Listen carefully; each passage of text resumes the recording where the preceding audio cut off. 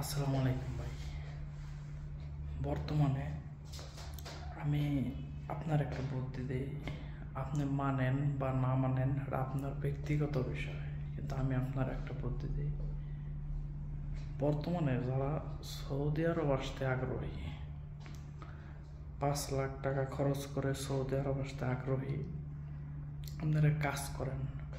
ওই 5 লাখ টাকা আপনারা আপনাদের ঘরের ভিতরে রাখেন, তারপরেও একদিন না একদিন কাজে আসবো। কিন্তু বর্তমান সময়ে আপনি যে সৌদি আরব আসেন ভাই, আপনি আসার পর আপনার এতটুকু ভাবতে হইব যে এই 5টা লাখ টাকা আপনার সম্পূর্ণ লস, বা এই 5 লাখ টাকা আপনি তুলতে পারবেন কিনা বিগত 3 বছরের মধ্যে আপনি এই 5 লাখ টাকা তুলতে পারবেন কিনা, এটা ভাই আপনার নিজেও জানেন না।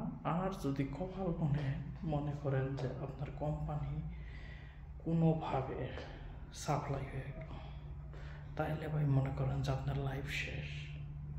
আর তেমন না, আবার এমনও সাপ্লাই কোম্পানি আছে অনেক ভালো, কিন্তু আপনি যদি অন্য কোনো পর্যায়ে সাপ্লাই বা দালালের হাতে আপনি পড়ে যান, তাহলে ভাই মনে করেন যে আপনার 5 লাখ হলে আপনার লাইফও বরবাদ, আর দেশ থেকে টাকাই না তারপর আপনার দেশে যাইতে হবে।